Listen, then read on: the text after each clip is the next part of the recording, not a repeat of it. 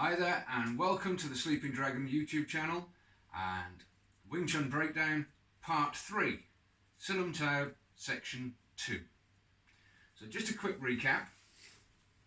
What we've got is in Section 1 we open the basic stance and we start learning about developing position and energy. That's it. So check out Part 2, previous video to this one.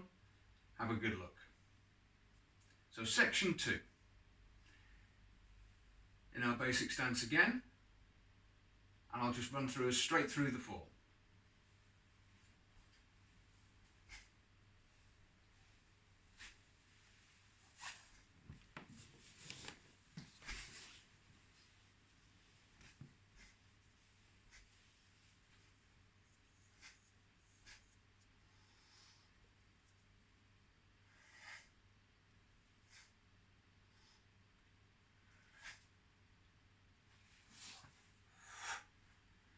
So what's going on here?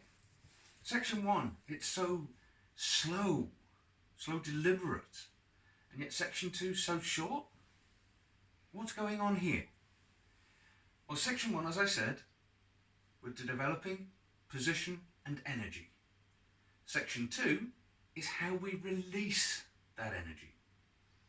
So in the form, when we start, fist up and back, it's low gum set. Now, to release that energy, it's got to be right at the last second because of the fixed position. So we can't release here, it's got to be here.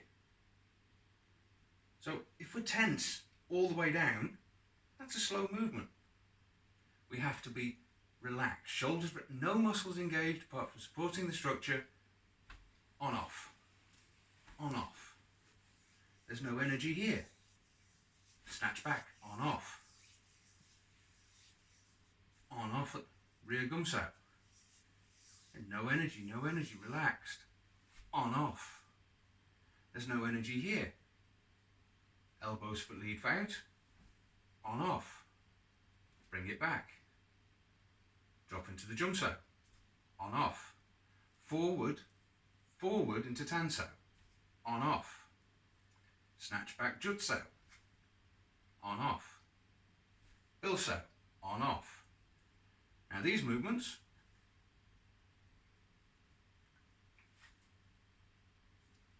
are learning shoulder rotation, which is completely separate from everything being driven by the elbow. Where you apply that and how it works, that's something you will be developing, hopefully, with your instructor in your classes. Like I said, this is not a how-to. This is what we're learning. So in each of these positions, it's short, sharp, microsecond on-off. Developing the tricep and the elbow in the first section and applying it in short, sharp bursts. Which, when you think to the ethos of Wing Chun, it's a short, sharp martial art. It's not long and soft or relaxed and gentle. It's short, it's hard. Where's the softness? There isn't any. So, what else are we learning here? We've got some new hand positions. Gumsao, pinning hand. Also used at the midsection. It's never used here, but that's a different kettle of fish. So we're learning, still, basic hand positions. Reinforcing the centre line. Now these motions here are not on the centre, but they're demonstrative. Which is why the gumsao appears again here. So, again, as I said at the end of the last video, don't get locked up into the, oh, it's got to be here. This is gumsao and this is how you apply it. It's not the case. There are no techniques here. Now in some lineages you'll see it applied here. Now each lineage has its own variations. All I'll say is, if you think back and apply basic principles, the hands do not violate the shoulders. Ah, what about Faxau, I hear you cry? That violates everything? No, it doesn't. Faxau is an outside gate maneuver. Yes, it can be applied here or here, but outside of the central Lapsau, Faxau motion, it's an outside gate. Which brings us to the other thing we're learning. Inside and outside gates. So if you look at the body structure, our shoulders to our feet, and imagine two lines, everything inside those lines and inside your shoulders is the inside gate. Hence the defence of the centre defending our inside gate. Everything outside the shoulder is the outside gate. And we can get into the technicalities of defending our inside gates, striking from the outside of the gate because it's safest. That's a whole, again, that's something you should be doing in your classes. That's application and understanding. So along with these inside and outside gates, you've got boxes. Boxes? What boxes? So we've got two lines either side of the body. We've now got an imaginary line across the shoulder and an imaginary line just below the navel. These are your boxes, your strike zones if you like.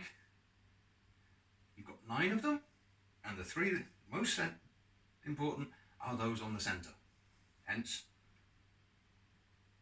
defend your centre line, defend your most important organs. And each of the hand positions in section 2, low box, mid box, low box, mid box, high box, mid to high, definitely middle, high. You see how now all of a sudden it starts to link again.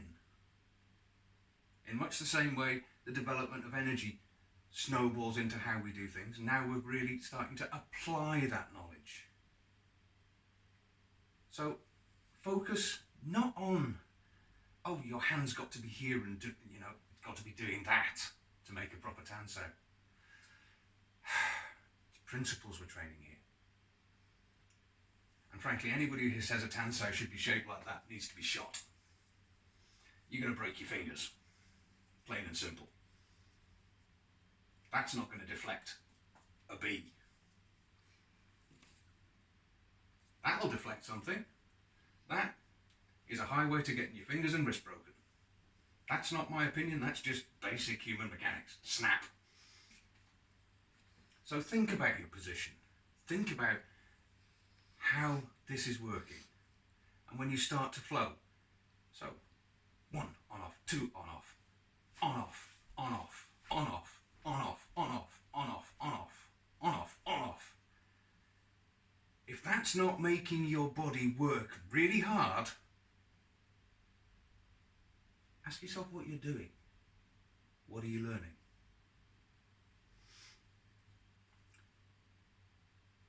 So again, I'll repeat it and I'll repeat it till I'm blue in the face. Principles. Position. Release of energy. That's what section 2's for. So, hope you found this of interest. There's a short video following this on how to develop short range energy and a little solo drill that you can do at home. Thanks for watching. Please like, subscribe, press the bell notification thingy, and we'll see you in the next vid.